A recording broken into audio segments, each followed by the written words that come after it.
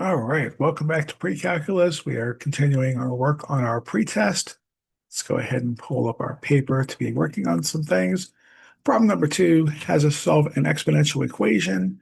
We are looking at 15 raised to the 2x plus 3 is equal to 60 raised to the 4 minus 3x. That looks delightful.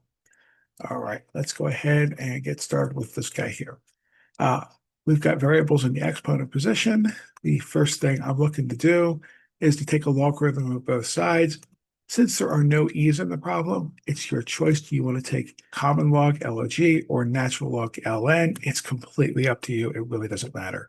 So we'll go ahead and take log for these just because why not? So I'm going to take the logarithm of both sides. Remember, logarithms are a side-by-side operation. You cannot distribute the log over addition. So take the log side by side. So we're going to say we want log of 15 raised to the 2x plus 3. This is equal to log of 60 raised to the 4 minus 3x. The whole point of doing this is to use this property of logarithms that lets us bring this exponent down in front. Okay, so we're going to have parentheses 2x plus 3 times log of 15 equals parentheses 4 minus 3x times log of 60. Now, we know that log of 15 and log of 60 are just numbers. They're not particularly nice numbers to write down, but they're just numbers. We could distribute over this, and that would be fine.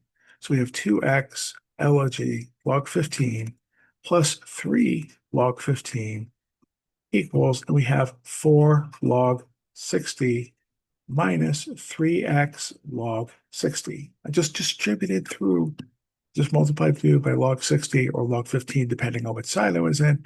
That's all that happened.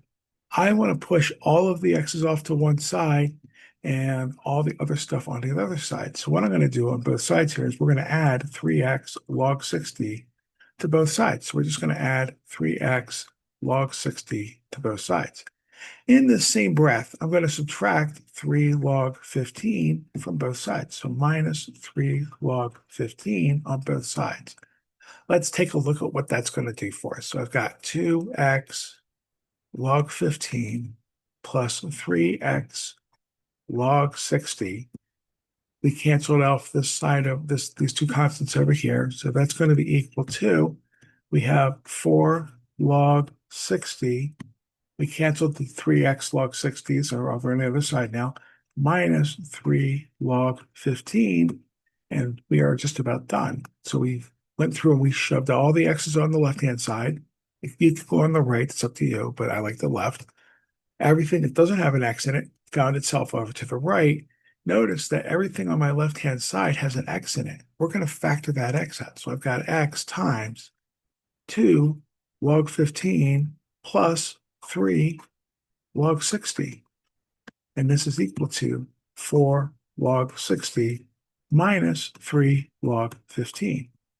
Last thing we're going to do is, this is just a number, we're going to divide by this number. So we're going to say x is equal to 4 log 60 minus 3 log 15 divided by, it's going to be 2 log 15 plus 3 log 60.